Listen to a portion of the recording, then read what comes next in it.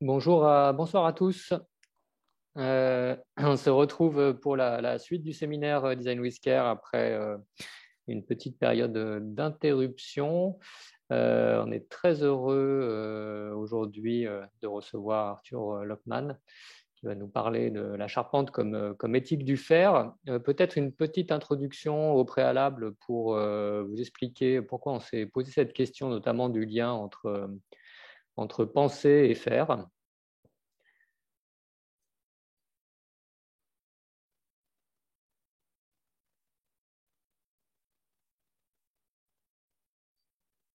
Donc, la première chose peut-être, je ne sais pas si les slides apparaissent à l'écran normalement, c'est que dans le travail qu'on a initié avec Cynthia Fleury, il y a une question qui est arrivée assez vite, qui est une question qui s'est un peu croisée en fait, suivant nos deux univers et qui était liée à une expérience personnelle.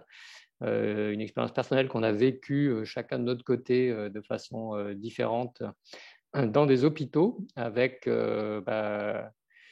Cynthia m'avait très vite dit que au moment de cette expérience et de cette épreuve, elle avait souhaité commencer à envisager de rendre tangible la façon dont elle vivait cette expérience au sein de l'hôpital et notamment de voir comment cette conceptualisation philosophique pouvait se transformer concrètement au sein des hôpitaux.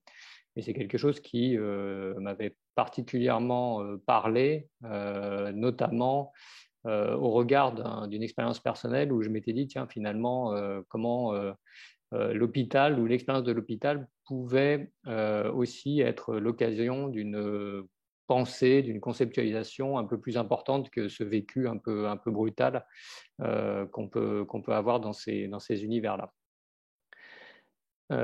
Donc, par rapport à ça, on s'est questionné sur ce lien entre pensée et faire. Donc, finalement, quelle relation on peut avoir entre cette idée de pensée et de faire? Alors, dans les différents cours qu'on a abordés, on avait un certain nombre d'exemples où on abordait le sujet sur cet angle assez précis qui était de dire finalement, il y a un certain nombre d'exemples où penser c'est faire et faire c'est penser. Avec cette définition que je trouve intéressante de dire on a une conception assez classique de la techné qui est une capacité générale à fabriquer des choses avec intelligence. Alors une fois qu'on a dit ça, comment on peut arriver à trouver des liens un peu précis entre cette idée de faire et de penser? Bien sûr, on a dans ce périmètre-là tous les écrits de Tim Ingold, dont on a déjà pu parler, mais qui est finalement cette idée de voir comment chez l'artisan ou chez d'autres, il y a cette capacité particulière à appliquer à la fois une acuité visuelle, à la fois une compétence manuelle pour exécuter quelque chose qui n'est pas forcément une idée, mais qui est plutôt une aptitude qui s'exécute dans la manière de faire. Et il y a quelque chose qui nous a semblé aussi assez intéressant, c'était la façon dont Richard Sennett pouvait aborder la question en se disant finalement qu'est-ce que font ces artisans? Ces artisans, ils dialoguent avec la matière, ils prennent en compte ces résistances, ils se jouent avec ces ambiguïtés. Et il cite notamment l'exemple qu'on peut avoir de l'orfèvrerie. Ça, c'est pas forcément une surprise, mais par exemple aussi de Linux, la matière numérique devenant la possibilité de ces interactions. On a remis aussi en exemple le travail qui a pu être fait en termes d'écrit par Lévi-Strauss sur l'exemple de la vannerie, hein, avec cet exemple qu'il proposait, qui était de dire que finalement, le vannier, quand il réalisait ses pièces, il allait dans ce motif, dans ces décors qu'on peut voir ici, laisser des imperfections, et ces imperfections étaient là pour faire en sorte que l'esprit de la vannerie puisse retourner à la nature, que le matériel de la nature puisse y retourner lorsque l'objet aurait perdu de son usage. Et on a mis aussi en exemple le designer Munro qui a été assez mis en visibilité cette année, notamment parce que ses premières chaises sont arrivées à maturité, puisqu'il a il a fait en sorte de faire pousser des arbres avec une forme d'assise ou une forme de luminaire. Et ces arbres aujourd'hui ont une certaine maturité pour pouvoir avoir les chaises que vous voyez ici à l'écran. Donc là encore, on retrouve une idée de dialogue très fort avec la matière, où finalement, dans le cas de cette chaise, il n'y a pas de dessin qui a été fait au préalable, mais plutôt une idée qui a été mise en œuvre avec le milieu naturel, dont il s'est joué à la fois des résistances et des ambiguïtés.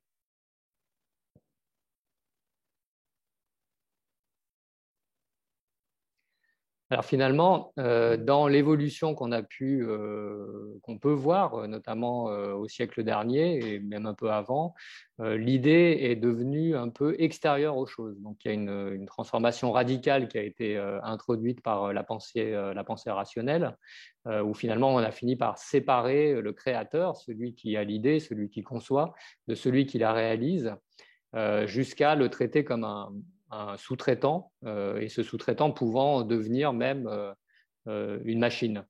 On voit ici des métiers à tisser, mais aussi, pourquoi pas, l'informatique avec la CAO dans le domaine du design, ou la robotique. Et cette mise en avant de la partie scientifique a un petit peu tué cette idée de la techné. Et c'est finalement la rationalisation du processus de production qui a pris le dessus. Et c'est ce qui manquait dans l'art de l'artisan, d'après Mitcham. Mais cette rationalisation qui prend le dessus fait aussi en sorte que tout ça devient plutôt une sous-traitance, un milieu gestionnaire, où la partie de la réalisation est complètement décorrélée de la partie de la création. Pourtant, il y a un exemple qui nous paraît vraiment intéressant sur le fait que peut-être que cette distension entre penser et faire, cette rationalisation n'a pas tout à fait abouti. C'est un travail qu'on avait pu faire avec la Cité de la Céramique à Sèvres, où on avait essayé de voir si le vocabulaire des techniques avait un lien avec le vocabulaire des formes. On avait regroupé comme ça un certain nombre d'objets, des objets qui étaient à la fois d'époques extrêmement différentes, mais aussi de séries extrêmement différentes, pour voir, par exemple, là, à l'image, vous avez des références autour de la technique du tournage, avec un moulin à poivre qui a été tourné à millions d'exemplaires par Ikea, ou des pièces comme la pièce de Sottsass, qui est une pièce qui a été réalisée par des artisans à Sèvres, et qui elle aussi est tournée. Et finalement, malgré le fait qu'on soit dans un cas dans un processus de rationalisation industrielle et dans l'autre cas dans un processus d'artisanat, on voit bien à l'œil qu'on y retrouve un certain vocabulaire de forme qui s'abstrait en fait de la condition industrielle ou artisanale de l'objet. Et c'est assez vrai sur un certain nombre de techniques classiques comme le coulage, comme l'émaillage, dont on peut retrouver des manières de créer des volumes qui restent semblables malgré cette distanciation entre la partie de la réalisation technique ou humaine.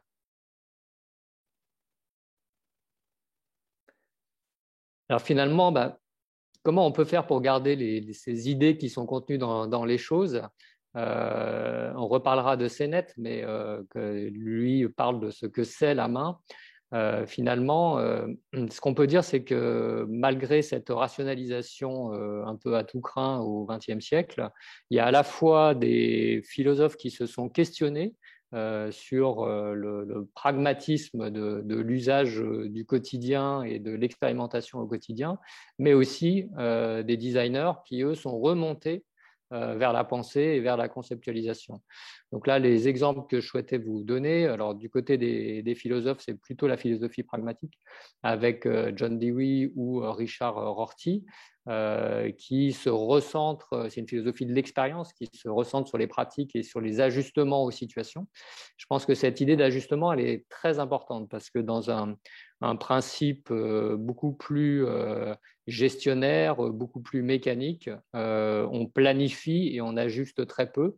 L'ajustement est vraiment quelque chose qu'on retrouve aujourd'hui dans le design, notamment lors des expérimentations, notamment lors des phases où on va plutôt essayer de créer une situation d'adaptation permanente plutôt que de finaliser et j'allais dire, de programmer une fin à la création ou une fin à l'objet tel qu'il doit rester.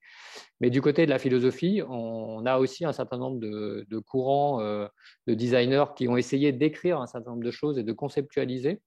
Donc, on peut se faire référence au livre de Catherine Gell qui s'appelle Les grands textes du design. Alors, il n'y a pas que des textes de designers, mais il y a pas mal de textes de designers. Et puis, quelque chose qui a beaucoup marqué à la fois notre parcours et qui marque cette façon de penser le design, c'est tout le travail qui a pu être fait depuis les années 60, notamment dans l'histoire du design italien. Alors, je vous ai mis une référence à Sottsass en haut avec un cahier écrit qu'il a proposé, mais aussi Enzo Mari, qui a beaucoup écrit sur sa pratique pour essayer de voir comment il pouvait faire des projets les moins médiocres possibles, comme il le dit. Mais on peut citer Mendini, De Lucchi, Pecce, Branzi, qui ont tous été des designers de cette époque, d'une école qui a relié le penser et le faire dans le périmètre du design. Alors aujourd'hui, la question qui se pose, et c'est pour ça qu'on avait envie d'inviter Arthur Lockman, c'était de savoir comment finalement ce lien avec la matière, qui est une matière qui arrête d'être passive, qui est une matière qui devient active dans le processus de création, de mise en œuvre, etc.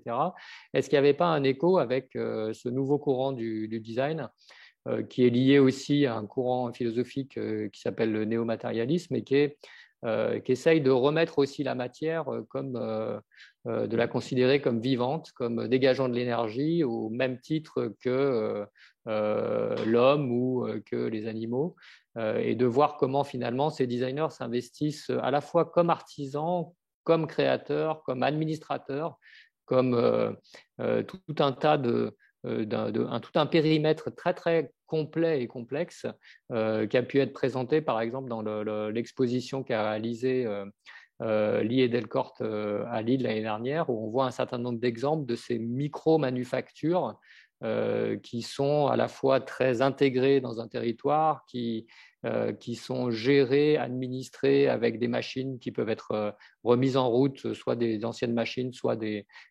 robotiques semi-artisanales, et qui produisent souvent aussi avec les matériaux qui sont in situ, donc qui valorisent souvent des matériaux qui sont considérés aujourd'hui comme des déchets, par exemple. Donc ce travail-là nous semblait intéressant au regard de ce que va pouvoir nous partager Arthur. Et ça me permet comme ça de faire la transition. Donc, on est ravi d'accueillir Arthur Lockman, qui est l'auteur d'un livre que je vous recommande qui s'appelle La vie solide. Alors, l'idée est plutôt d'avoir un échange et on va laisser à Arthur la main sur un certain nombre d'images de présentation, mais aussi sur la manière dont il veut conduire cet échange tout à fait librement. En tout cas, je vous remercie tous d'être ici et de suivre le séminaire, et je te passe la parole, Arthur. Bien, merci pour cette invitation. Merci aussi d'être aussi nombreux. J'essaie juste de changer le... voilà. Pour cette invitation, je suis navré pour le déplacement et je suis très heureux qu'il puisse avoir lieu maintenant. Effectivement, ce qui me vaut d'être invité, c'est ce livre La vie solide, qui est un récit de mon apprentissage en charpente, puisqu'il y a une dizaine d'années, dans un moment un peu de désorientation, alors que j'étais étudiant en philosophie, j'ai quitté l'université et je suis parti m'inscrire en CAP de charpente. Alors, par le fait de mes études de philosophie, j'avais une sorte d'appétence assez prononcée pour les abstractions, un rapport au corps et au monde matériel lui-même relativement dérivé. Et la première chose qu'il m'a fallu apprendre quand je suis arrivé dans le centre de formation, quand j'ai commencé mon apprentissage, ça a été à sentir avec mes mains, c'est-à-dire à faire confiance à mes sens comme une source d'information fiable. Spontanément, en fait, et c'était encore renforcé par mes études d'une certaine philosophie, j'étais un peu comme Descartes dans son poêle qui regarde par la fenêtre, qui voit passer des chapeaux et qui se demande si ce sont des spectres ou des hommes et qui finit par conclure, par une opération de l'esprit, par juger que ce sont de vrais hommes. Alors spontanément, j'étais porteur d'une forme de conception qu'on appelle computationnelle de la perception, c'est-à-dire une activité de l'esprit exercée sur les informations fournies par le corps, et dans laquelle les sensations, les sens ne sont que des canaux passifs au service de l'esprit. C'est, pour le dire autrement, c'est une philosophie de la perception qui repose sur le modèle de la vision, c'est-à-dire un rapport au monde à distance, dans une position de surplomb, et surtout sans y être engagé, donc avec la distance que permet la vision. Une philosophie donc, où la perception est une opération passive. Et précisément dans l'expérience de l'apprentissage d'un métier, on a affaire à une perception qui est indéniablement incarnée. Par exemple, pour sentir avec le toucher, il faut exercer une pression. Pour distinguer une pièce de bois en sapin ou en chêne, il faut y exercer une pression. Par exemple, avec le bout de l'ongle, on peut laisser une marque sur une pièce de sapin. Les fibres sont très peu résistantes, tandis qu'il faut une pointe de clou ou un objet beaucoup plus dur pour marquer une pièce de chêne. Et donc, cette première rencontre avec la matière, sous l'angle du toucher, nous montre que la perception fait réaliser, et c'est quelque chose que je n'avais pas mesuré, fait réaliser que la perception est une activité passive, que c'est dans l'action qu'on perçoit. Alors, sur le plan biographique, ça correspond un peu à l'évolution qui a eu lieu dans la philosophie de Descartes à la phénoménologie, c'est-à-dire une philosophie de la perception sur le modèle de la vision, à une philosophie de la perception prenant davantage pour modèle la perception, le toucher, donc une activité. Et dont cette évolution de la perception, de la philosophie de la perception, est très bien retracée dans un petit livre de Renaud Barbaras qui s'appelle La perception, justement, et qui montre comment, au cours de 3 ou 4 siècles, on a pris le modèle de la perception a évolué pour passer de la vision à distance, donc au toucher. Et on a vu aussi dans la psychologie notamment l'émergence d'approches écologiques de la perception en écho avec la phénoménologie, notamment avec James Gibson en 1979, qui comprend la perception comme une activité d'être engagé dans le monde, à quoi donc correspond justement mieux le toucher. Donc c'est par le détour du toucher et la rencontre avec la matière qu'on perçoit que la perception est engagée.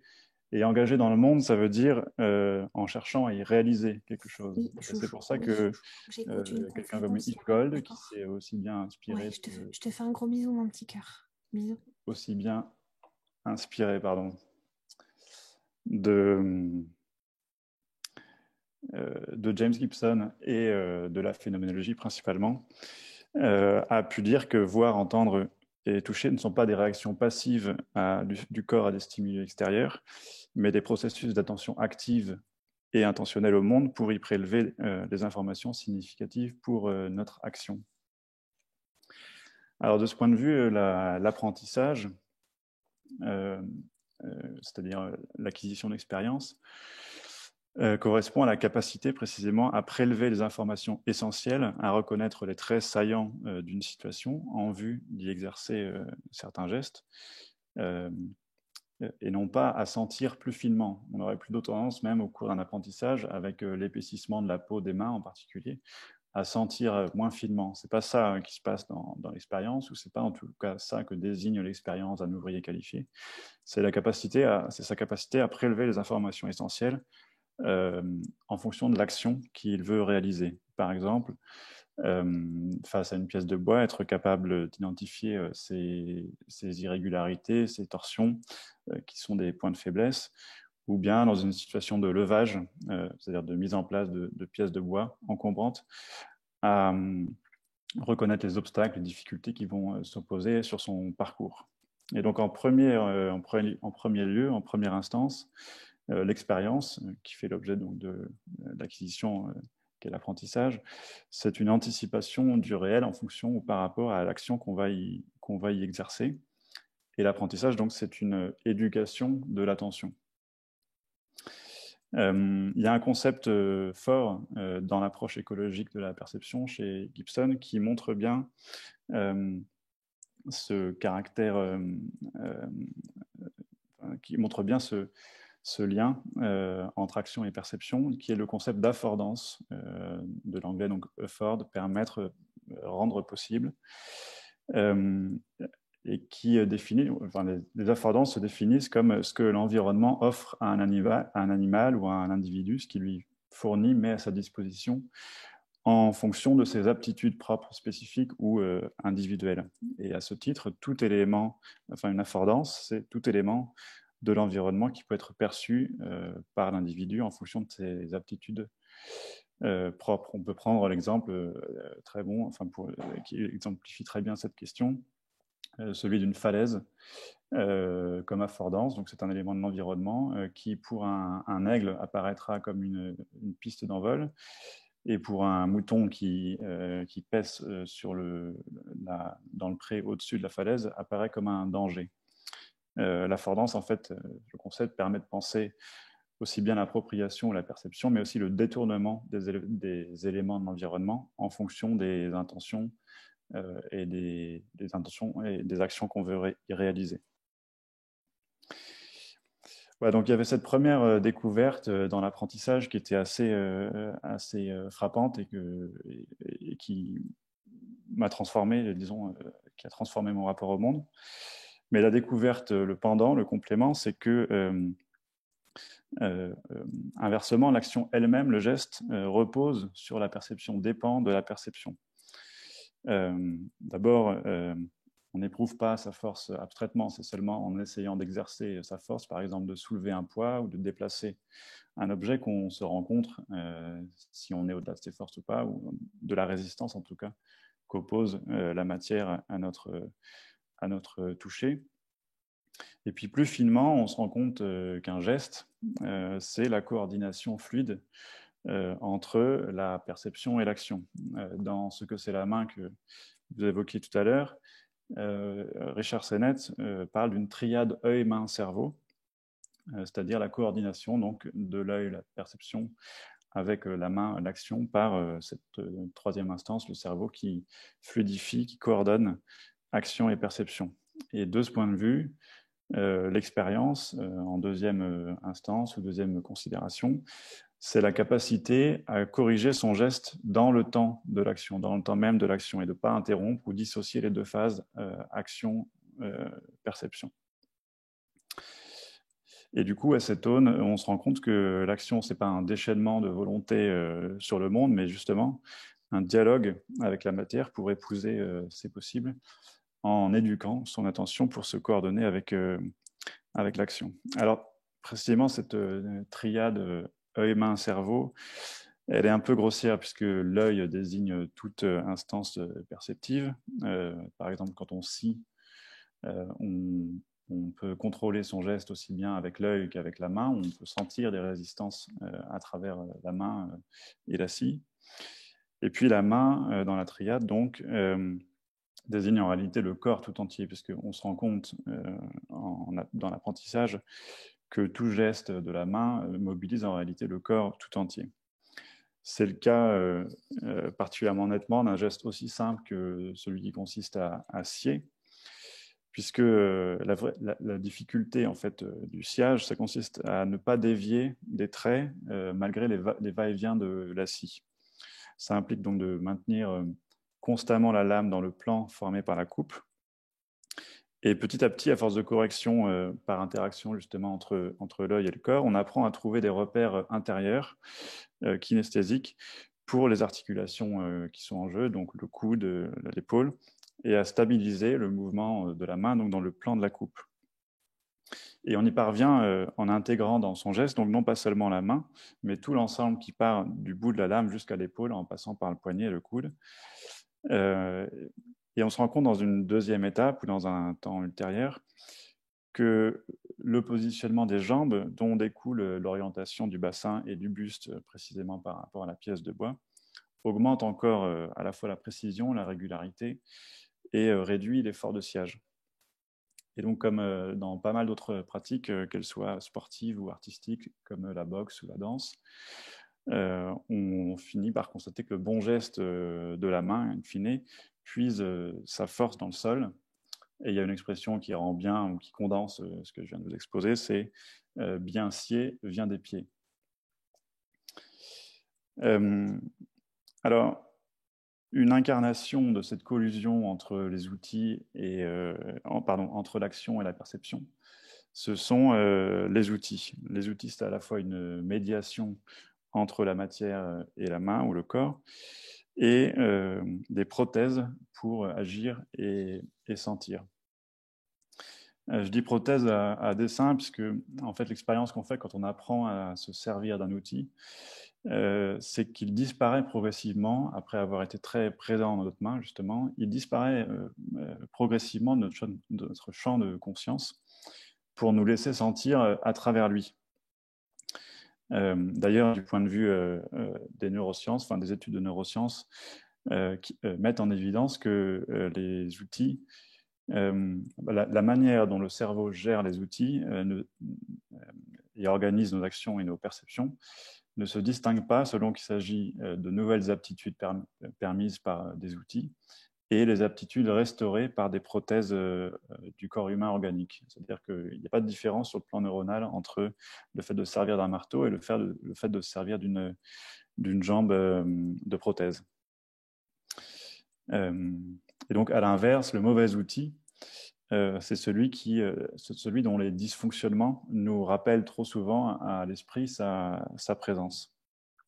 Ça peut être le cas, par exemple, d'un marteau dont la tête se déchausse ou dont le bois nous agresse trop la peau des mains. Alors, en analysant ce phénomène de fusion intime entre la main et l'outil, le chimiste et philosophe Michael Polanyi a précisé les choses sur cette notion de fusion en distinguant deux types d'attention, l'une focale et l'autre subsidiaire. Pour illustrer la distinction, il prend justement l'exemple d'un marteau et il constate que quand on plante un clou, on a conscience et du marteau et du clou, mais pas de la même manière. Tandis qu'on regarde l'effet de nos coups sur le clou, on utilise les sensations ressenties par la main pour guider le geste. Donc on a bien conscience des sensations dans la main, mais l'attention qu'on leur accorde n'est pas la même que celle qu'on porte au clou. Et Polanyi résume avec cette formule: j'ai une conscience subsidiaire de la sensation dans la paume de ma main qui se fond dans la conscience focale du clou que j'enfonce. Ce qui est très frappant dans le rapport aux outils, c'est que toutes les personnes qui maîtrisent un outil, il suffit pas il n'y a pas besoin d'avoir passé des années avec un marteau en main pour le sentir, c'est que on sent directement à travers l'outil. C'est vrai d'un marteau, c'est vrai d'une faux, et c'est même vrai aussi pour certains manipulateurs ou conducteurs d'engins de chantier, des pelles mécaniques par exemple. On peut parvenir à sentir à travers la pelle mécanique au bout du bras. Voilà, donc les outils qui sont des prothèses, des extensions de notre corps, sont aussi des extensions de notre monde sensoriel. Ils augmentent notre capacité d'agir et ils diversifient notre capacité d'agir et de sentir. Mais ce ne sont pas des extensions pures, elles ont un caractère spécifiant en fonction du métier exercé. L'univers sensoriel du marketeur n'est pas le même que celui du charpentier, parce qu'il ne travaille pas aux mêmes échelles, pas sur les mêmes essences, et donc pas avec les mêmes outils. Sur ce point, il y a une petite catégorie, classification qui a été établie par Leroy-Gourhan dans L'Homme et la matière, qui distingue les outils en fonction du type de percussion qu'ils permettent. Alors, il propose cette catégorisation-là, que je vous lis. D'une percussion posée, tel le couteau appuyé sur le bois, ce qui donne une taille précise, un geste précis, donc, mais peu énergique, on a un peu de force, comme par exemple lorsqu'on sculpte je sais pas, une cuillère dans un morceau de bois avec un canif. Une percussion lancée, telle la taille à coup de serpe, ce qui donne une taille imprécise, mais pour le coup énergique, c'est aussi le cas avec une hache. Et puis une synthèse de ces deux types de percussions, qui est la percussion posée avec percuteur. Là, c'est le cas du burin, par exemple, ou du ciseau à bois, dont le tranchant est posé et orienté sur le bois, avant que le marteau frappe le burin et donc donne la percussion. Et là, on a à la fois une taille précise et énergique. Alors, il y a dans la charpente, dans les outils de la charpente, toute une variété d'outils très anciens comme très récents. Ça va de la hache à la scie circulaire électrique la plus récente, en passant par des ciseaux à bois de divers ordres. Et chaque outil, même les plus contemporains ou les plus puissants, permettent une certaine sensibilité à l'objet qu'on est en train à la matière qu'on est en train de travailler. Il y a juste une limite que je voudrais vous montrer, une limite à cette sensibilité que je voudrais vous montrer. Est-ce que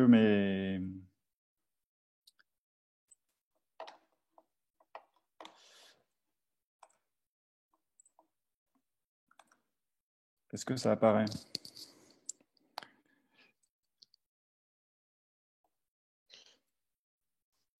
Oui, ça apparaît. Ouais.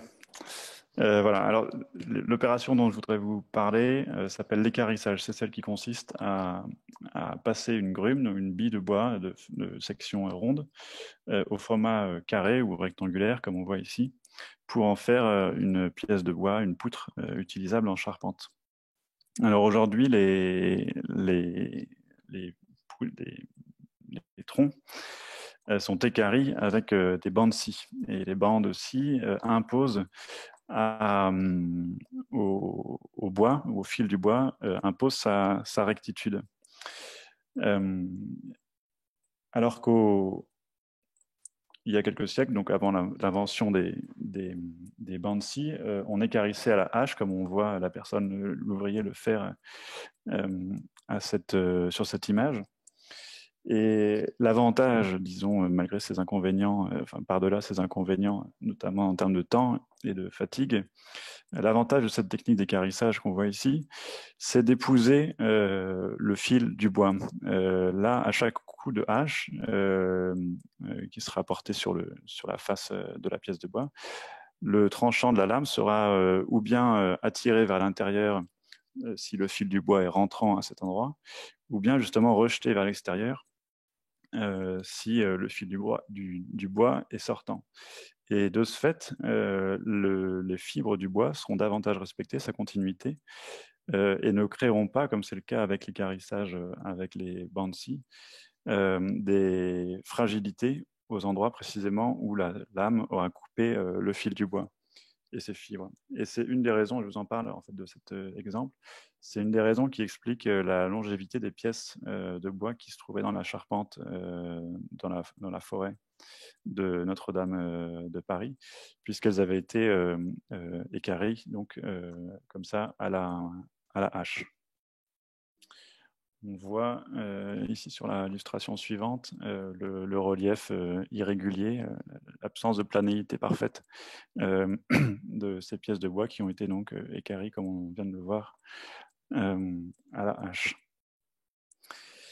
Et puis je voudrais vous parler, au-delà des outils qu'on connaît bien, des outils matériels, d'un outil très particulier, tout à fait propre à la charpente, qui s'appelle le trait, et qui est un outil en réalité de concrétisation. Alors c'est une sorte de dessin technique très ancien, enfin dont les prémices sont apparues au XIIe siècle et qui se sont raffinées depuis lors. Donc un dessin technique augmenté de méthodes de représentation dans plan de volume par des techniques donc de rabattement et d'élévation. Alors là, on voit un exemple assez simple qu'on pratique dans les premières semaines de l'apprentissage. Mais les représentations et la complexité de ces techniques, de ce savoir propre aux charpentiers et aux tailleurs de pierre aussi, est telle qu'il a été récemment classé au patrimoine immatériel de l'UNESCO.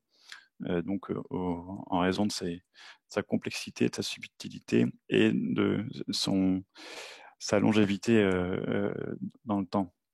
Alors, c'est un exercice très abstrait, mais qui trouve très vite une forme de concrétisation. Alors, je vais juste vous montrer quelques éléments de charpente pour vous situer la pièce dont il s'agit ici.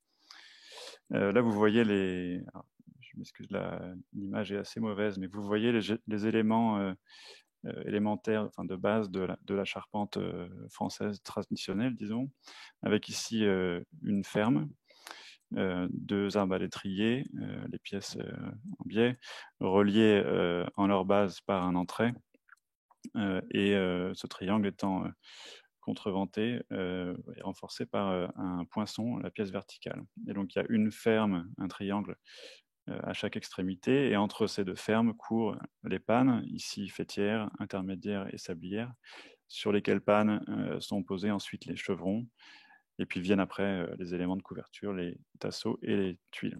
Donc ça, c'est les éléments de base de la charpente traditionnelle, et qui se complexifie un petit peu lorsque deux pans de toit se rencontrent. Donc là, on retrouve sur ce modèle des fermes ici, et puis une troisième ferme à l'intersection des deux plans de toit sur ce qui s'appelle l'arrêtier. Alors l'arrêtier, c'est la pièce qu'on voit ici et qui était représentée tout à l'heure dans le dessin technique. Et qui présente deux difficultés particulières, enfin importantes. C'est la coupe qui se trouve ici et ce qui s'appelle le délardement, c'est-à-dire l'opération qui consiste à ramener la face supérieure de cette pièce de bois, qui à l'origine est perpendiculaire à cette face-ci, dans le plan des versants de toit à venir. Alors pour la coupe qui est ici, je vous montre là. On revient maintenant à l'illustration initiale. Donc la pièce que vous voyez ici, qui s'appelle le poinçon, qui est la pièce verticale, donc, est figurée à cet endroit. Ici, vous avez la vue du dessus de l'arrêtier, la pièce donc, de l'intersection. Arrêtier qui est couché ici, donc on en voit la vue de côté. Et puis renversé encore une fois ici, et donc on voit la vue de dessous, avec ici le point de contact, la face inférieure, et ici la coupe dont je vous parlais, qui se trouve ici. Alors c'est... voilà. Et l'autre élément de coupe, l'autre difficulté dont je voulais vous parler, c'est, là on le devine, on voit que la face ici n'est pas plane, comme contrairement à la façon dont est livrée une pièce de bois avec des faces orthogonales. Ici, pour intégrer cette pièce de bois dans les plans de la charpente à venir, on a enlevé un petit triangle de matière ici, et puis un autre ici. Et alors pour calculer l'angle de délardement, donc la partie à retirer de part et d'autre, on procède à une opération supplémentaire sur le trait, sur le dessin technique. Et là, si vous arrivez à le voir, c'est juste pour vous montrer une possibilité de représentation dans l'espace. La partie qui est figurée en noir, enfin qui est noircie ici, c'est le plan perpendiculaire à la face de l'arêtier, la face supérieure, passant par le point ici, et se trouvant à l'intérieur du toit à venir. Et donc l'angle, je ne sais pas si vous arrivez à le voir, et l'angle qui se trouve ici et l'angle qui se trouve ici correspondent au délardement, donc à la petite partie qu'on va, enfin l'angle qui est formé par l'ancienne face orthogonale et la nouvelle face de l'arêtier dans le plan du toit à venir. Voilà, c'était juste un peu technique, mais pour vous montrer, comment cet exercice extrêmement abstrait ensuite se concrétise.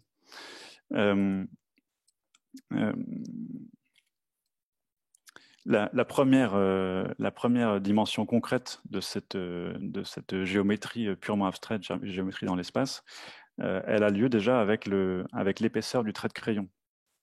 C'est d'ailleurs une des premières choses qu'on apprend à faire dans un atelier de charpente, c'est à tailler son crayon, puisque vous imaginez que si les traits là qui sont représentés abstraitement deviennent des traits de crayon, les premières imprécisions apparaissent et sont encore redoublées par la rencontre ou à la rencontre de deux traits.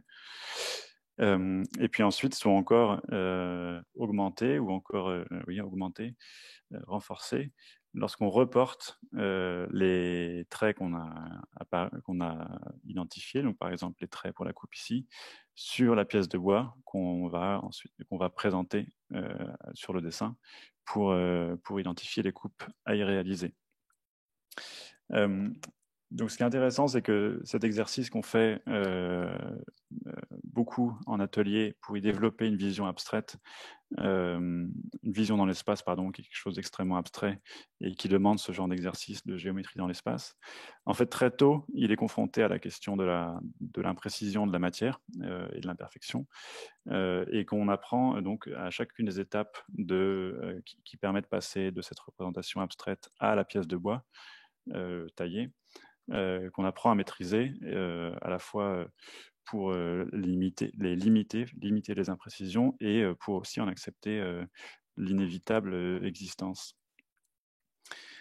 Et puis ensuite, une fois que... Alors ça, c'est un exercice qu'on fait principalement en atelier. Et puis, le trait se décline en application plus pratique. Vous voyez ici au sol des tracés au cordeau. Donc, cordeau, c'est une petite ficelle trempée dans la craie qui permet ensuite de présenter les pièces de bois à l'aplomb du tracé qu'on a réalisé au sol pour déterminer la façon dont elles vont se rencontrer, et notamment si elles ont des imperfections sur leur face, de déterminer précisément, en fonction de leurs caractéristiques propres, et non pas abstraitement, comme si on avait affaire à des morceaux de bois parfaits, à quels endroits leurs faces vont se rencontrer. Un exemple encore plus caractéristique de cette mise sur ligne, comme on l'appelle, dans cette image où on voit que le charpentier là, travaille avec des pièces particulièrement peu rectilignes. C'est le cas ici avec la courbe en pied, mais avec en fait la plupart des pièces. Et donc on retrouve au sol, représenté par de la cordelette, le dessin de la charpente à venir, sur lequel sont présentées les pièces de bois réelles qui vont être utilisées par le charpentier pour réaliser sa charpente. Et donc là, il y a encore cette rencontre très tôt, dès le moment de la conception, entre l'abstraction, la perfection d'un dessin, d'une représentation d'un volume, et son devenir concret à travers les pièces de bois qui vont être utilisées.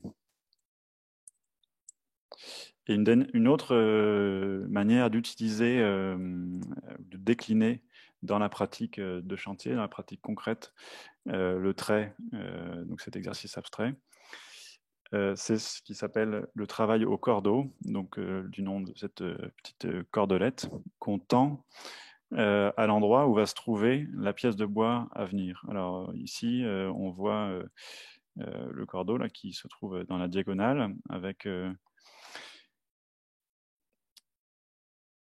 pardon, avec les mortaises qui vont accueillir les tenons de la pièce à venir, et on la trouve ici réalisée. Et donc ce cordeau-là, c'est pas juste pour la figurer ou se faire une idée plus précise, sert à mesurer les longueurs réelles entre les faces, donc au point de rencontre avec, entre le fil qui se trouve là et l'arête, et puis aussi les angles réels, donc cet angle-là, formé donc dans le plan qui se trouve là, et aussi, puisque les faces ne sont jamais, surtout avec du bois ancien ou des pièces déformées, ne sont jamais perpendiculaires les unes aux autres, l'angle qui se trouve ici, dans le plan de la face inférieure, oui, inférieure, de la pièce de bois qui se trouve déjà en place ici.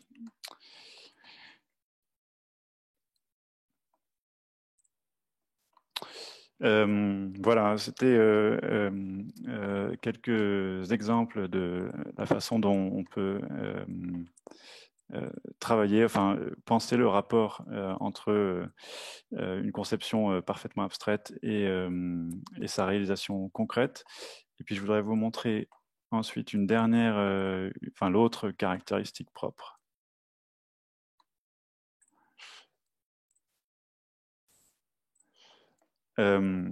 Propre à la charpente, qui sont les assemblages, qui sont l'autre cœur du métier des charpentiers. Et alors, attendez pardonnez-moi, je la retrouve.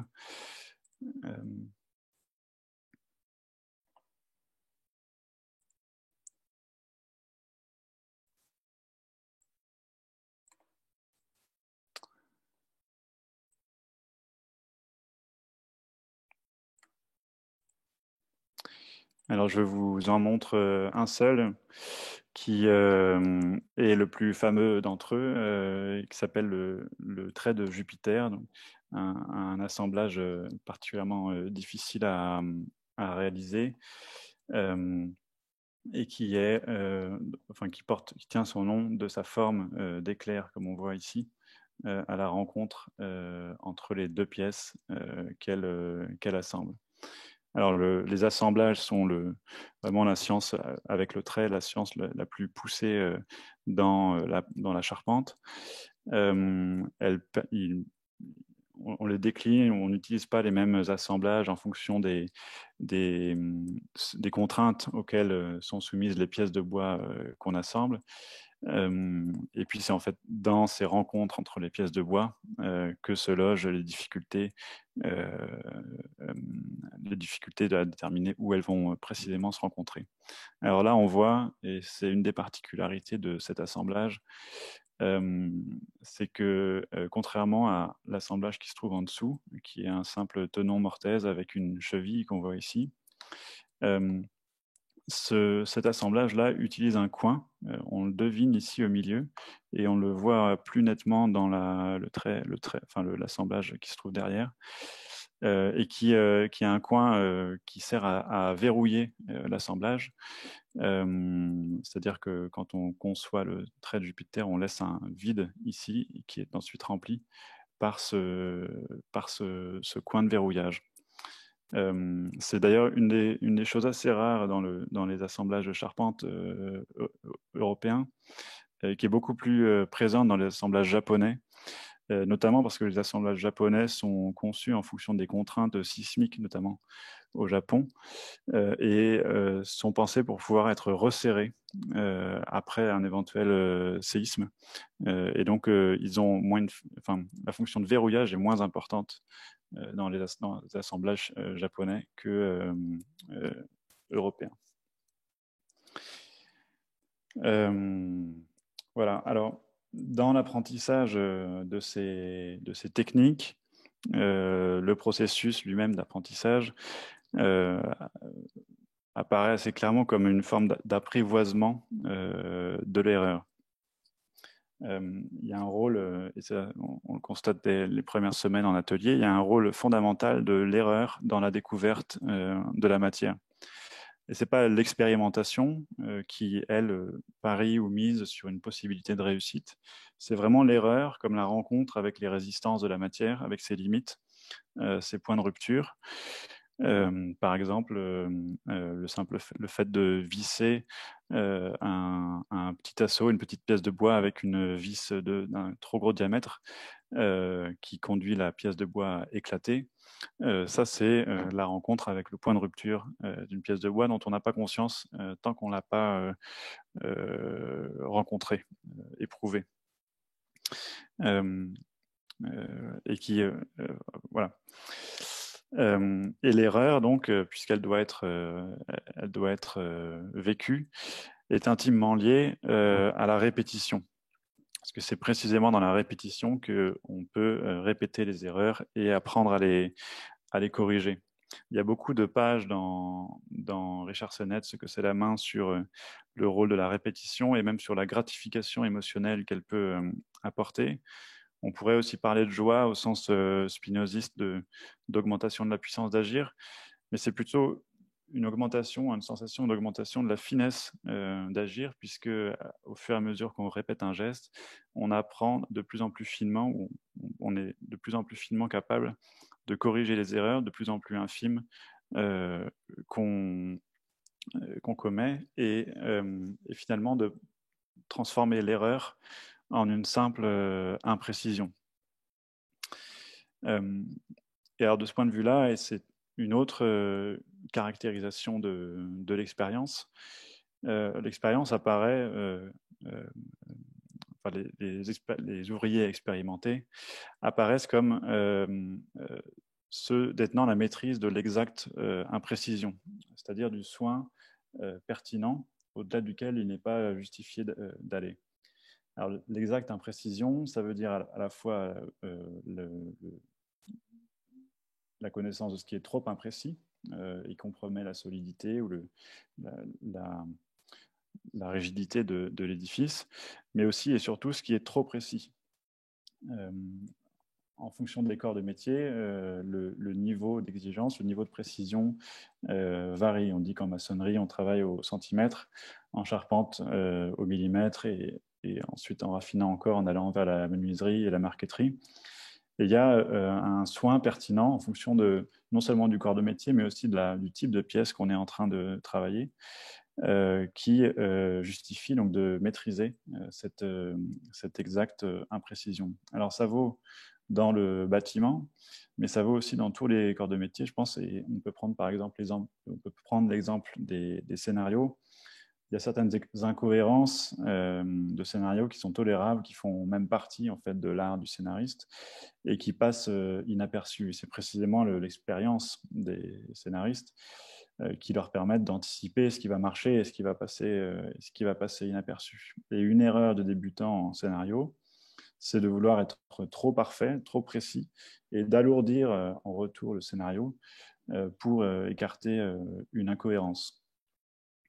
Donc en réalité, il semblerait que cette notion d'exacte imprécision concerne tous les métiers dans lesquels l'application de certaines règles et la rencontre avec une nécessaire imperfection soit de mise.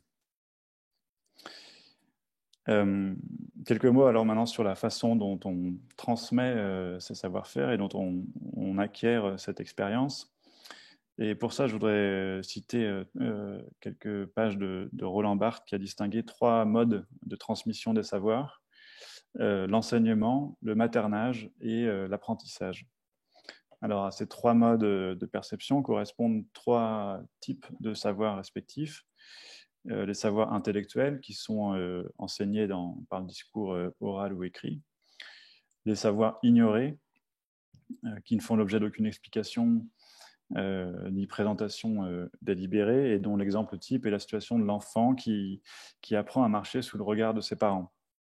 Ses parents ne lui disent pas comment marcher, mais l'encouragent, l'appellent, l'entourent, et c'est le sens de ce mot, materner. Et puis les savoir-faire, donc précisément, qui nécessitent, eux, d'être montrés et doivent, pour cette raison, faire l'objet d'un apprentissage. Et à propos de ce dernier mode de transmission, d'apprentissage, Roland Barthes a écrit cette phrase : « Une compétence se transmet silencieusement, un spectacle se monte, celui d'un fer, dans lequel l'apprenti, passant la rampe, s'introduit peu à peu. Et alors le silence de cette transmission, parce que l'adverbe est assez marquant, tient à ce que les savoir-faire par nature sont des savoirs tacites. C'est une notion de Michael Polanyi, hein, que j'ai tout à l'heure citée, et qui s'est intéressé beaucoup à la part implicite, non articulée des savoirs, et qui est particulièrement forte dans les savoir-faire, dans les gestes, notamment parce que un geste est un ensemble complexe de postures, de mouvements, de rythmes et de forces exercées qui s'accommodent mal d'une description linéaire dans le langage et qui justifie donc cet apprentissage par mimétisme.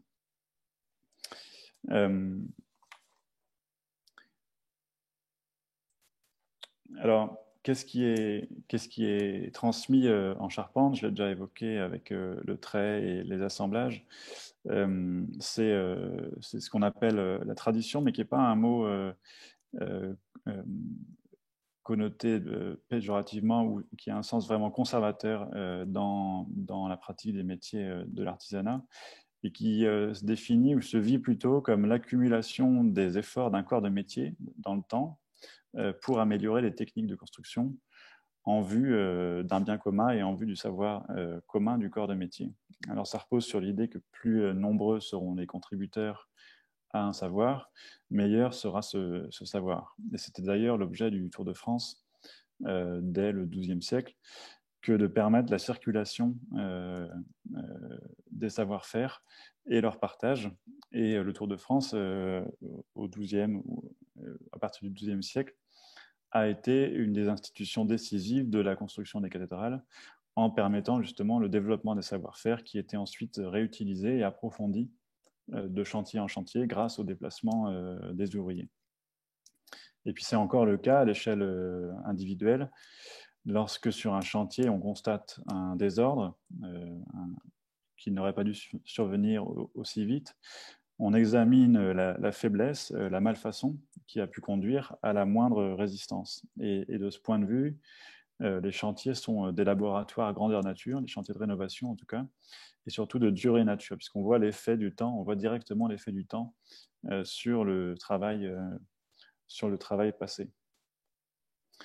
Ce qui est très frappant sur les chantiers et dans toutes les entreprises dans lesquelles j'ai eu la chance de travailler, c'est la volonté chez les charpentiers de transmettre, d'être conscient, d'être dépositaire de ces efforts, de ces savoirs, et la volonté ensuite de vouloir les transmettre, continuer à les faire vivre.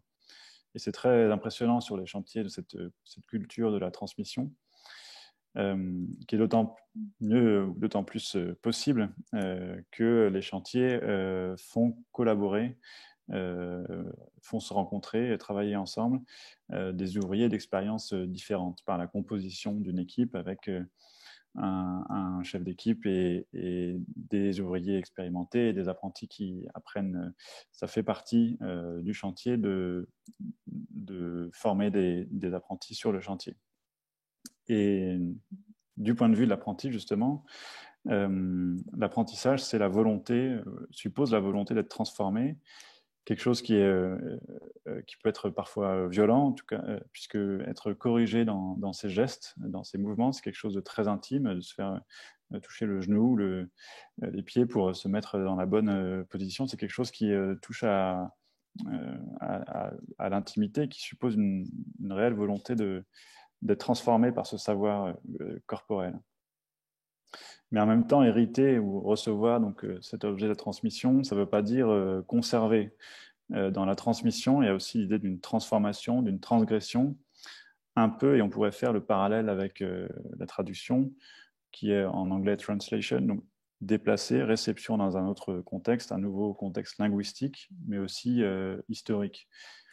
Et un bon exemple de cette conception de la traduction comme transmission, c'est la nouvelle traduction, la retraduction par Alain Badiou de La République, qui met dans un contexte contemporain ce texte très ancien et devenu pour une partie difficile d'accès, qui le déplace donc dans le nouveau contexte. Donc la transmission, c'est pas avant toute chose une conservation, c'est même si on reçoit la tradition comme cette accumulation d'efforts pour améliorer le savoir, c'est même aussi une obligation de faire du nouveau, d'enrichir le savoir qu'on a reçu. Et il y avait quelque chose d'ailleurs dans la polémique il y a 2 ans sur la reconstruction de la flèche de Notre-Dame, quelque chose d'assez intriguant, enfin surprenant chez notamment François-Xavier Bellamy, qui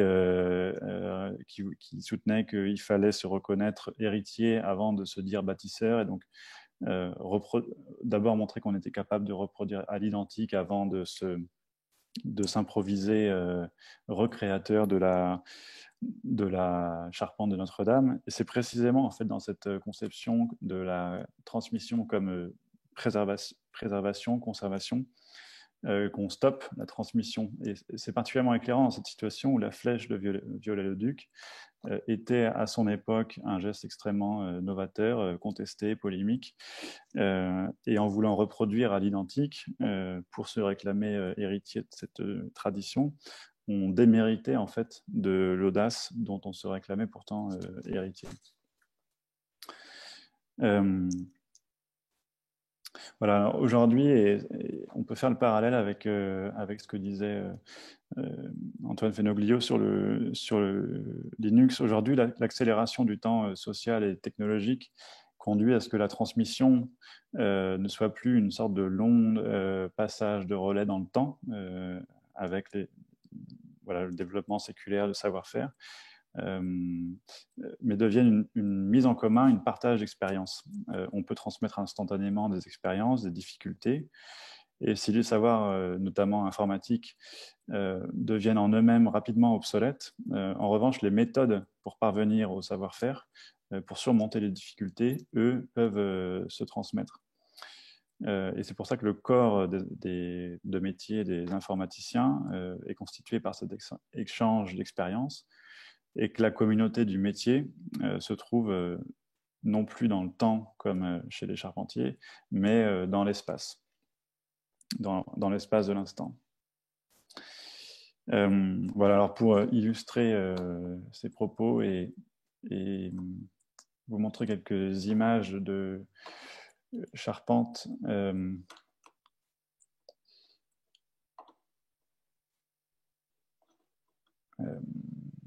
Excusez-moi.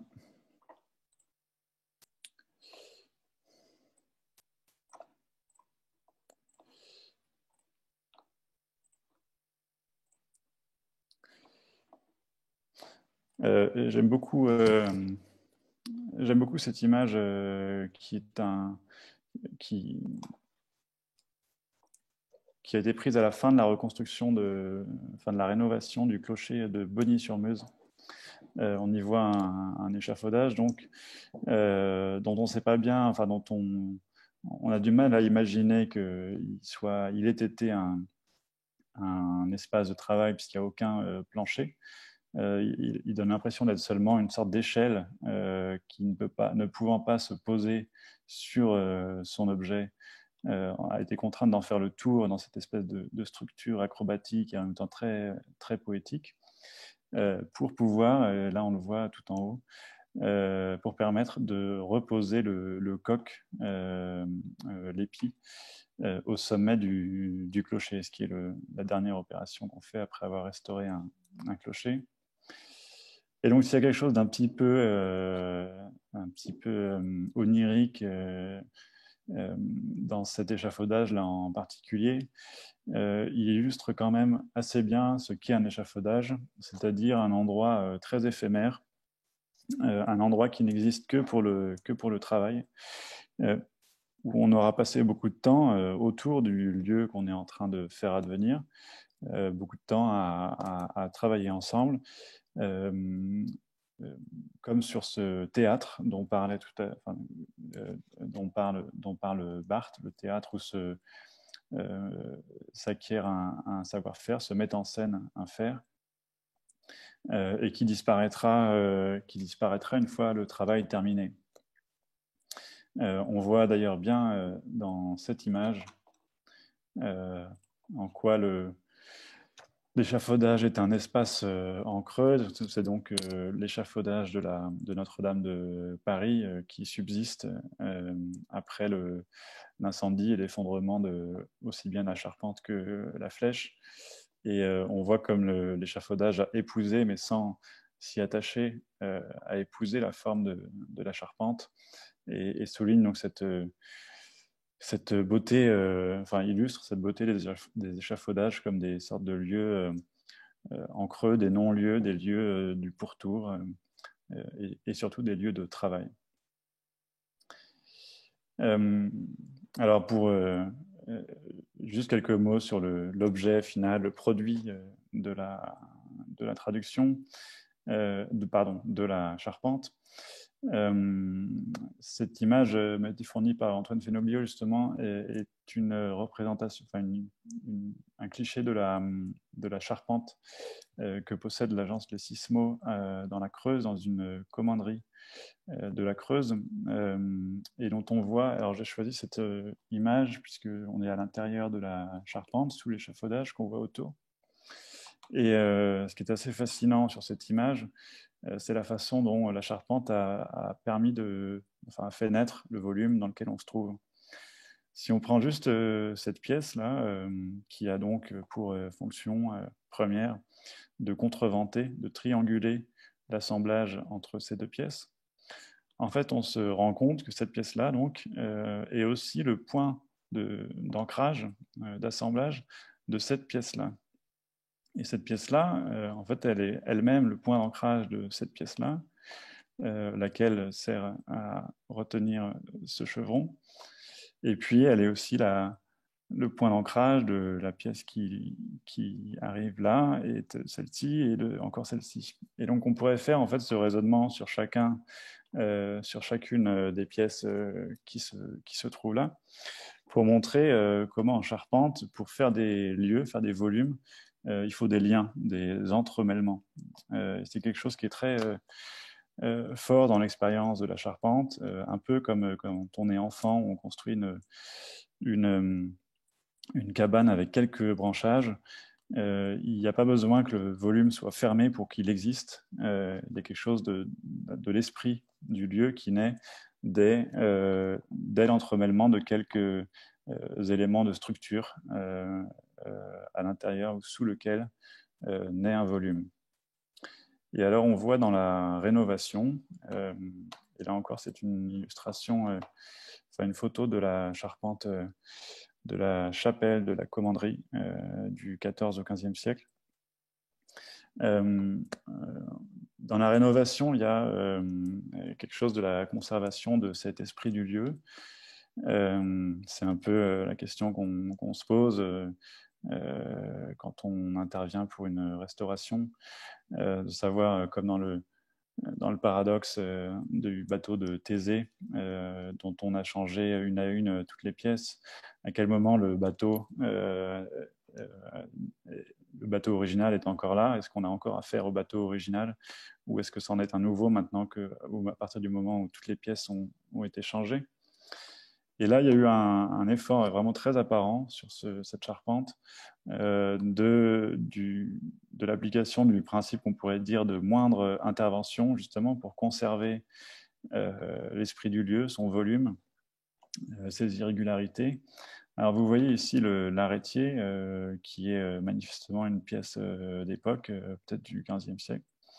On en voit par endroits sur le cours de la charpente, notamment dans cette partie-là. Et puis, on voit qu'à d'autres endroits, les pièces ont été changées dans leur entièreté. Mais on voit de ce côté-ci que certaines pièces ont été changées seulement sur la moitié de leur longueur, pour justement ne pas supprimer, retirer des pièces d'époque qui étaient encore en bon état. C'est le cas notamment de ce chevron-là. Et l'exemple le plus frappant, le plus marquant de ce point de vue, c'est cette pièce-là, et celle-ci aussi d'ailleurs, pour ces coyots qui donc modifient le cours du pan, l'inclinaison du toit en bas de pente. On voit et qu'ils doivent être alignés pour pouvoir être couverts. On voit que cette pièce-là était trop basse. Et plutôt que de la changer, les charpentiers ont rajouté simplement cette petite planche pour ramener donc le coyot qui est ici dans le plan des autres coyots en place. Et donc il y a dans cette façon d'intervenir seulement à minima avec une petite planche de quelques centimètres d'épaisseur pour conserver la pièce existante, quelque chose de cet esprit de conservation des lieux.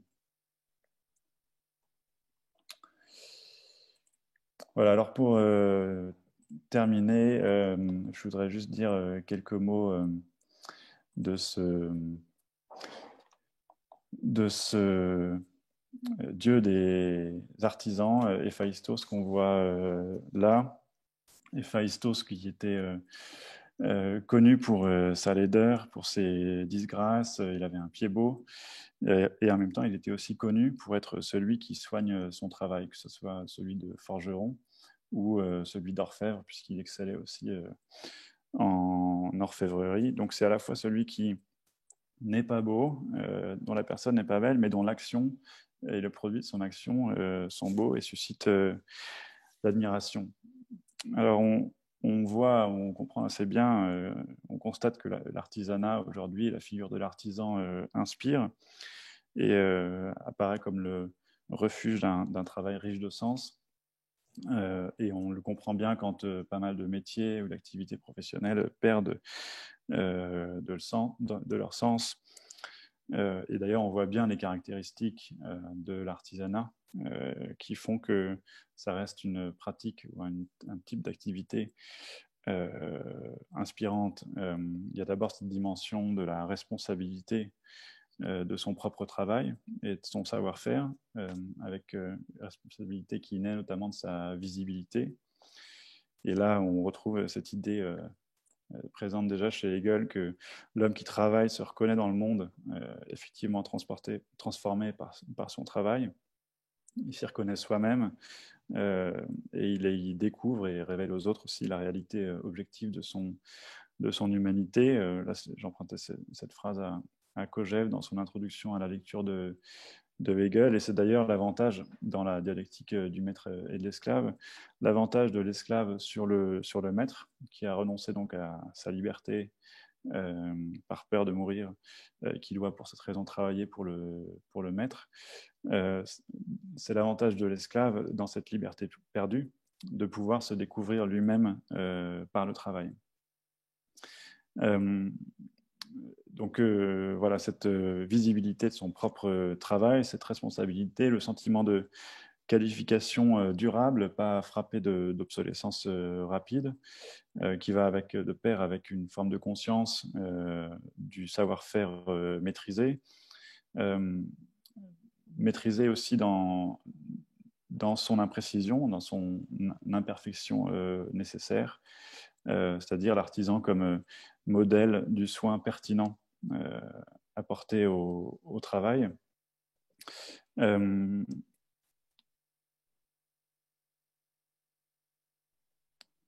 Et l'artisan, enfin la figure un peu inspirante d'aujourd'hui, c'est effectivement le modèle de celui dont le travail n'est pas aliéné à la différence, comme on le disait tout à l'heure, de l'industrie qui a rationalisé les processus de travail.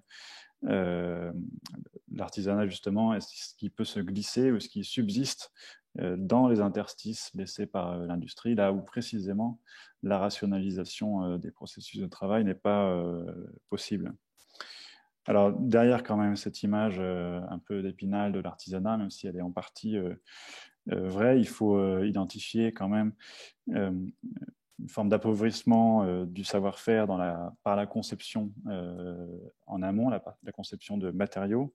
C'est le cas de nouveaux matériaux ou de nouveaux éléments de construction qui sont conçus en atelier pour être le plus rapide à monter, et se caractérise donc par à la fois la facilité de mise en œuvre, mais aussi l'absence de qualification qu'elle demande aux ouvriers. Donc, on peut constater quand même, enfin ça serait faux de nier cet aspect-là, où la réduction des qualifications de l'ouvrier commun, peut-être pas celui de l'ouvrier d'excellence, mais de l'ouvrier commun. En revanche, ce qu'on constate et qui est nouveau, c'est le développement de nouveaux savoir-faire d'ordre démocratique. Et je veux parler là du développement assez important parmi les artisans, à la fois des SCOP, donc des coopératives ouvrières de production, qui montent clairement en puissance, et également du développement de consortiums, de petites entreprises pour répondre à des appels d'offres qui seraient autrement obtenus par des grosses entreprises non artisanales, ou bien encore l'exemple des coopératives d'achat, donc des groupements d'achat mis en place, organisés par des entreprises de l'artisanat, et qui sont sans doute pas le résultat d'un hasard, et qui s'expliquent ces nouveaux savoirs démocratiques, donc les SCOP, la coopération, la coopérative d'achat, qui s'expliquent par cette culture du partage, de la mise en commun, qui est propre à l'esprit artisanal, et qui le caractérise autant que son éthique du faire. Voilà ce que je voulais vous dire sur l'artisanat, sur cette éthique du fer qu'on peut illustrer donc avec la charpente, mais qu'on pourrait décliner à beaucoup d'autres métiers. J'avais prévu de faire une intervention relativement brève pour ensuite laisser la place à des questions ou à une discussion. Et donc, voilà, je répondrai très volontiers aux questions.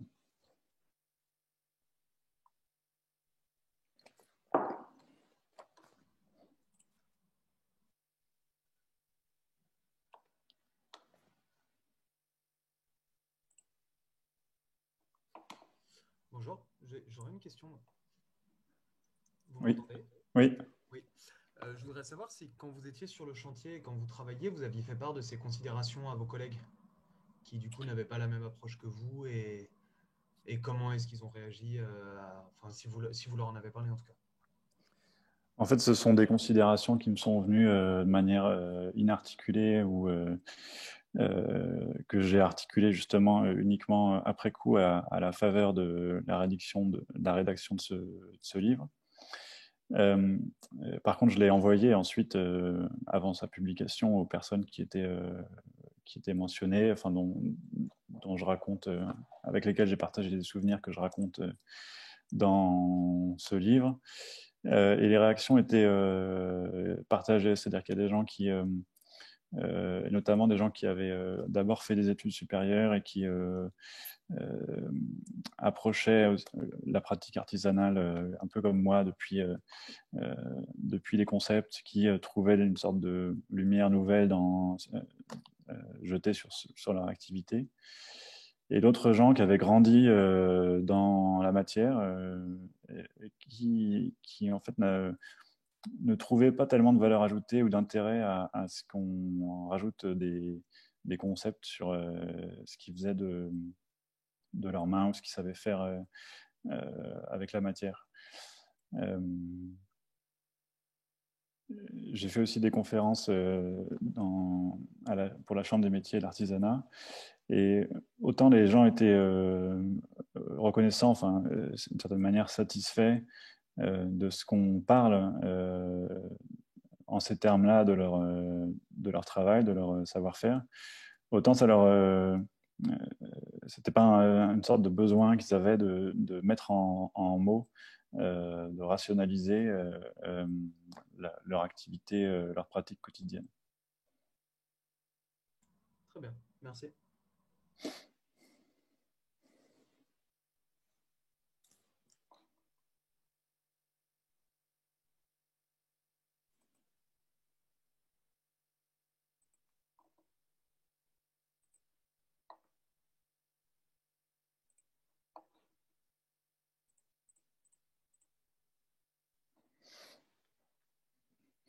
Je profite qu'il n'y ait pas de questions pour ajouter quelque chose. On a parlé du dialogue avec la matière et du fait de rencontrer ces résistances. Il y a en ce moment une sorte de regain ou d'intérêt, pour la matière et les découvertes qu'elle nous permet sur nous-mêmes, mais qui n'est pas toujours dépourvu de certaines implications politiques ou idéologiques en tout cas. Et on le constate notamment avec l'écrit de Matthew Crawford, qui a écrit L'éloge du carburateur, qui est apparu au début des années 2000 et qui était un peu novateur en ce qui s'intéressait à ces questions du travail manuel, du rapport au corps, à la matière. Et qui, dans un second livre qui s'appelle Contact, comment nous avons perdu le monde et comment le retrouver,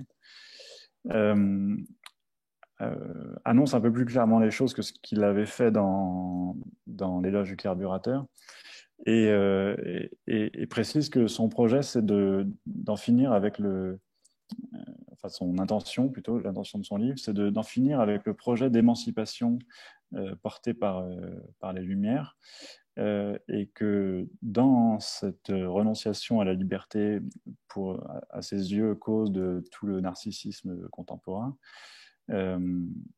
dans ce projet-là, la rencontre avec la matière est le retour à une forme d'obéissance. Et c'est en obéissant à la matière qu'on redeviendrait un individu à part entière qui ne s'illusionne pas sur ses libertés. Et il y a quelque chose d'assez inquiétant, en fait, en tout cas de trouble, dans le retour du discours sur la matière, de l'intérêt pour la matière, quand il met en avant la matière comme source d'autorité, comme le fait Crawford. Et il a notamment récemment donné une interview dans une revue qui s'appelle Éléments, qui est dirigée par Alain de Benoît, extrêmement conservatrice, et où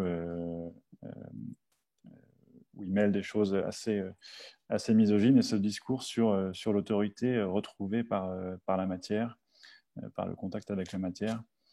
Voilà, c'est quelque chose qui me semble important de préciser pour essayer de discerner ce qui se passe dans ce retour, dans ce regain d'intérêt pour la matière.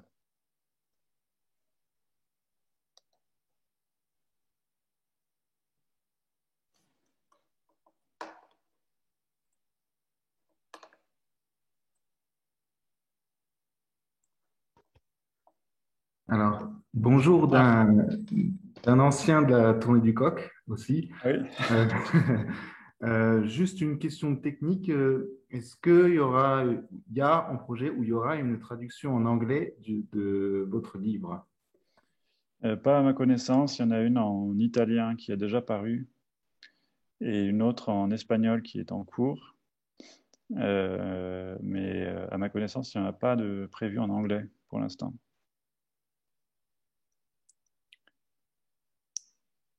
Mais si vous voulez démarcher des éditeurs anglais, anglophones, je m'en réjouirais. Bonjour, merci pour votre présentation. J'avais plutôt une question sur Enfin, là, vous nous avez expliqué le détour qui vous a emmené vers l'apprentissage de la charpente, mais qu'est-ce qui vous a motivé à reprendre des études par la suite? Enfin, si je ne me trompe pas. Alors j'ai pratiqué la charpente après mon apprentissage sur une période d'une dizaine d'années. Et puis la carrière d'un charpentier, elle est rarement de plus de 10 ans, en tout cas de 15 ans sur le chantier tous les jours. La carrière normale le conduit à devenir chef d'équipe et à s'éloigner à s'éloigner progressivement du chantier, sauf toute petite structure. Et moi, je manquais d'intérêt pour la dimension purement technique du bâtiment et je ne me voyais pas proprement faire carrière dans le sens que je viens d'expliquer dans ce métier. Moi, j'étais passionné par ces gestes, par les outils, mais moins par la question du bâtiment en lui-même. Donc, je ne me suis jamais vraiment vu y faire carrière toute ma vie. Et puis surtout, au terme d'une période de 10 ans, ce moment de... Enfin, j'ai voulu reprendre le cours de ce que j'avais interrompu brutalement dans un moment un peu de désorientation. Et je croyais avoir, donc après une dizaine d'années, je croyais avoir acquis ou tiré suffisamment de leçons de ce que j'avais vécu, de toutes ces expériences sur les chantiers, pour ne pas avoir l'impression d'avoir fait les choses à moitié. Donc c'était le besoin en fait, ou le constat qu'une certaine période était terminée et qu'il était temps de revenir à ce que j'avais trop brutalement interrompu, à savoir les études de philosophie et de droit. Mais avec un tout autre regard, comme j'expliquais, enfin en tout cas un tout autre rapport au corps, au monde et surtout au faire que 10 ans auparavant. Je ne sais pas si j'ai répondu suffisamment à votre question.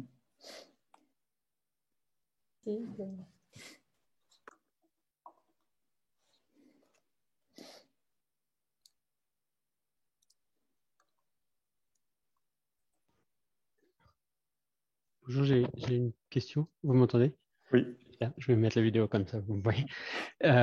Bonjour, d'abord, merci beaucoup pour cette présentation. C'est extrêmement intéressant. Je voudrais revenir en fait sur les pensées que vous aviez au départ de votre présentation, sur toute la partie entre la théorie. Alors moi, je l'associe à l'inaction, enfin tout ce qui est embodied cognition, enfin je suis désolé, mes mots en français parfois m'échappent. Et la relation que vous avez à la matière, parce que le bois a quand même quelque chose d'assez particulier, c'est que il vit dans le sens où il évolue au travers du temps. Et ça, c'est quelque chose qui échappe au contact au moment où vous travaillez le bois. Et je me demandais si vous aviez, au niveau de votre pratique en tant que charpentier, cette relation par rapport à ce bois qui évolue tout seul, en fait, après. Et comment vous l'intégrez finalement à ces pensées entre la théorie et la pratique? Alors, c'est pas sûr qu'on n'en perçoive pas la vie sur le moment du chantier. C'est ce que, voilà, parce c'est ce que j'aimerais savoir. Il peut encore y avoir de la sève, notamment de la résine qui s'en échappe, enfin qui vivent à travers lui. Il peut aussi absorber l'humidité ou pas. Je me souviens d'avoir dû scier des pièces de bois qui avaient passé la nuit dehors dans un très grand froid hivernal à côté de Berlin, et où donc l'eau à l'intérieur des fibres de bois avait gelé, ce qui fait qu'on pouvait plus scier avec la scie. En fait, les dents de la scie n'arrivaient pas à traverser l'eau gelée à l'intérieur de la pièce de bois, donc on a dû les réchauffer au chalumeau pour qu'elles atteignent la température suffisante pour qu'on puisse les scier. Donc le matériau reste vivant, on est au contact de sa vie quand on le travaille. Mais c'est vrai que c'est davantage plus tard, avec le temps, qu'on voit la durée s'inscrire dans le bois, quand notamment il s'ouvre. C'est le cas en particulier du chêne qui s'ouvre, qui se fissure avec le temps quand il sèche, ce qui n'altère pas sa résistance, mais qui marque la façon dont la durée s'inscrit en lui. Et effectivement, c'est un certain plaisir de revenir d'année en année sur des chantiers particuliers, des chantiers marquants, et de voir pas tant le temps qui passe que la durée qui s'est inscrite dans la matière. Mais on peut aussi le voir sur des pierres. J'habite à Francfort et le grès, qui est utilisé ici pour les constructions, est extrêmement friable. Et si on y passe la main dessus, on sent qu'il s'effrite juste au contact d'un doigt. Et en constatant cette expérience, je faisais le lien avec un livre qui est apparu récemment qui s'appelait Les pierres vivantes, sur le rythme de vie complètement inhumain des pierres, mais qui reste le produit d'une activité vivante, les forces géologiques, qui sont pour nous, à notre échelle de temps, inaccessibles, mais qui restent d'une certaine manière vivantes, comme pourrait l'être le bois, mais de façon plus perceptible pour nous. Et est-ce que parce que j'imagine que c'est une découverte en fait dans votre pratique, est-ce que ça a une influence sur la façon de votre entre guillemets relation au bois ou de la façon de travailler le bois, si vous pensez ou pas? En fait, j'avais assez peu de conscience pour le matériau bois. Enfin, j'ai vraiment fait ce choix presque par hasard et pas pour une passion que je m'étais découverte sur le tard pendant mes études de philosophie pour le bois. Donc, j'y allais sans intention quoi, en charpente et notamment sans rapport particulier au bois que j'ai appris pendant l'apprentissage à aimer. Et donc, je marchais vraiment sans vergogne sur le bois, sur les tas de bois quand il fallait les enjamber. Et un jour, j'ai été repris par un des maîtres d'apprentissage qui m'a dit cette phrase un peu obscure, on ne marche pas sur le bois, qui était une forme un peu d'animisme comme ça, spontané, enfin de reconnaissance en fait pour le travail antérieure de la nature, enfin toute la vie qui est accumulée dans ces fibres-là, soudées les unes avec les autres, ces fibres de lignite qui forment une pièce de bois. Et donc, après cette espèce de rappel à l'ordre, j'ai un peu pris conscience, mais par la pratique, sur le terrain, de ce que représentait une pièce de bois. Puis ensuite, ça vit, ou ça se sent aussi quand on rate, quand on flingue une pièce, enfin quand on a taillé une pièce de bois, puis quand on se rend compte qu'en fait on s'est trompé de longueur. C'est pas seulement de l'argent qui est perdu, on a flingué en fait un certain effort de la nature condensé dans une pièce de bois. Enfin de la nature, du temps et de l'énergie qui se trouve dans une forêt, quoi. Merci.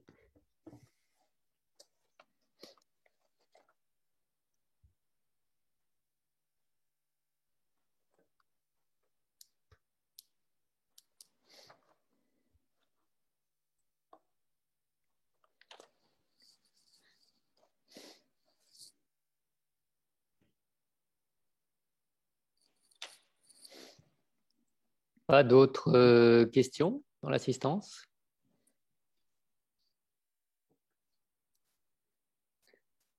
Bon, bah, si c'est le cas, on va clore cette séance. Merci beaucoup, Arthur, Merci à vous pour votre intervention. C'était vraiment très intéressant et ça a donné pas mal d'écho aussi à ce qui s'est passé dans la charpente de la commanderie hospitalière, en effet, où il y a eu des grands débats, je pourrais dire presque philosophiques avec tout le monde, notamment et les charpentiers, les tailleurs de pierre, etc., pour savoir comment garder ou ne pas garder telle ou telle pièce. Et j'ai trouvé ça assez passionnant aussi, cette manière de voir et de penser la restauration avant de la faire, aussi sur le chantier. Merci encore. Et puis, pour tout le monde, la prochaine fois, nous recevrons Fabienne Brugère, qui est philosophe, et on parlera de désobéissance. Je vous souhaite une bonne soirée et à très bientôt.